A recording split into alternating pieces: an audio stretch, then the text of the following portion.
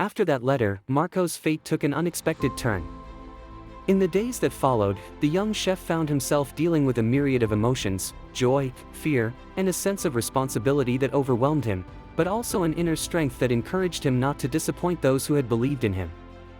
That night, at his home, sitting at the rough wooden table and with a cup of hot tea in his hands, he took some time to reflect on the meaning of that great legacy.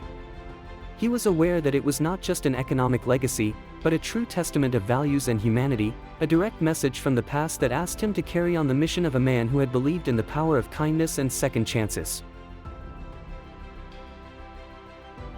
In the days that followed, Marco decided to personally visit every single restaurant that was part of Mr. Ferry's legacy.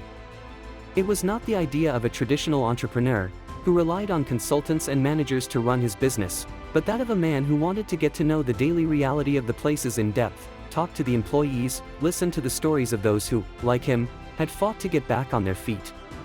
During these visits, Marco brought out many stories hidden behind the doors of those businesses, tales of young apprentices who had learned the art of cooking thanks to Ferry, of waiters who had transformed the restaurant into a welcoming place where anyone could find a smile, and of elderly people who, every evening, went there to rediscover the flavors of their youth. One afternoon, while sitting in a secluded corner of the Ristorante Aurora, one of the oldest and most fascinating places in the chain, Marco met Elisa, a lively-eyed, smooth-talking cook. Elisa, who had been working there for almost 20 years, told him how Ferry had always had a special eye for those who came from far away, for those who brought with them stories of sacrifice and hope. He knew how to recognize talent and commitment, even when fate seemed adverse, Elisa said with a melancholic smile, adding that those words had inspired many young people to believe in a better future. Elisa's words took root in Marco's mind, fueling his desire to create not just a successful restaurant, but a true community center, where every dish could tell a story of struggle and rebirth. Determined to bring this new dream to life, Marco organized a meeting with the board of Ferry's old collaborators. In a frescoed room of the historic building that housed the company's headquarters, people who, despite their differences, shared the same respect for the past and the same hope for the future, met. The discussions were lively, everyone had a different idea on how to carry on the legacy, but in the end they arrived at a common vision. In fact, they decided to renovate some restaurants, creating welcoming and modern spaces, while maintaining the tradition and warmth that had made them famous.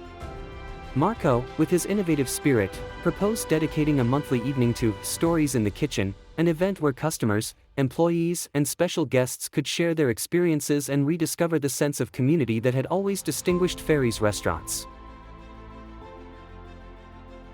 The idea was an overwhelming success. The first Stories in the Kitchen evening took place in an almost magical atmosphere, soft lights, carefully set tables and the scent of aromatic herbs that pervaded the air. That night, between a plate of risotto and a glass of red wine, the stories intertwined, revealing hidden connections between old friends and new acquaintances. Marco listened to each story attentively, secretly writing down ideas and suggestions to make the experience even more engaging.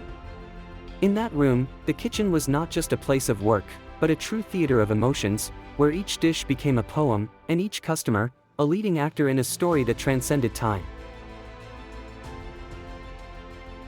But it wasn't just the evenings of sharing that made the group's new spirit shine. Marco, feeling the weight of responsibility on his shoulders, decided to invest part of his assets in solidarity initiatives. He collaborated with local associations to offer free cooking classes to young people in difficulty, and set up a support fund for employees who found themselves in emergency situations. His choice was clear: wealth could not be measured only in economic terms, but above all in the ability to lend a hand to those in need, just as Mr. Ferry had done with him many years before. Meanwhile, word of mouth about the new way of managing restaurants became a positive signal for the entire city. Journalists, bloggers, and even some food critics began to talk about Ferry's Renaissance, a rebirth that was not limited to delicious dishes, but that involved the entire community. The streets of Milan filled with curiosity and hope, and every new customer who crossed the threshold of one of the establishments immediately perceived that different air, that feeling of being part of something bigger. Of course, there were difficulties. Some former managers, accustomed to a more rigid and less humane system, opposed the changes, arguing that such ideal management could compromise the economic stability of the company. But Marco, with his determination and the support of his closest collaborators, found a way to combine tradition and innovation. Every criticism was transformed into an opportunity for growth. Weekly meetings, moments of open discussion, and even brainstorming evenings that lasted until late, when the city was asleep and only the lights of the restaurants illuminated the street. On one of these evenings, during a night walk along the Navigli, Marco stopped to look at the dark waters of the canal, reflecting on how much his life had changed. He was no longer the shy and desperate boy who had struggled to find a hot meal, but had become the symbol of a collective rebirth, capable of transforming difficulties into hope. In that moment, he understood that the true secret of success did not lie in recipes or culinary techniques, but in the ability to listen, understand, and embrace the stories of those who had shared, with all their hearts, those difficult moments and personal victories. Mr. Ferry's legacy, therefore, was not limited to a material heritage, but had transformed into a legacy of values, courage, resilience, and kindness. Marco realized that every dish prepared in those restaurants brought with it a piece of history, a living memory of the past and the promise of a better future. And while the lights of the Story in Cucina evenings were turned on in every corner of the city, the echo of those words, those stories, continued to resonate, inspiring young and old to believe that, even in the darkest moments, there is always a spark capable of illuminating the path. As the months passed, Marco's project expanded well beyond the city limits. Some restaurants opened new locations in less served areas, where culinary tradition met the need for redemption and solidarity.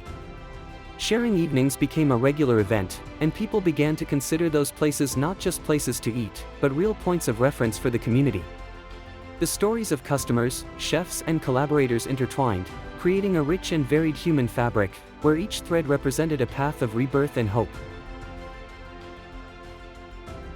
Marco, who had become a reference figure, became the spokesperson of a clear message: authentic success is based on the ability to give back to society what one has received, transforming every difficulty into an opportunity. And just like that, in that Milan that never slept, every dish, every smile, and every story contributed to writing a new page, in which cooking was the universal language that united and regenerated lives. Thus, Mr. Ferry's dream found its highest expression in Marco's work, a work made of passion, dedication, and, above all, humanity. And as the seasons changed, the bond between past and future grew stronger, demonstrating that true wealth lies in the ability to love and connect with others, transforming every gesture into an act of hope and rebirth.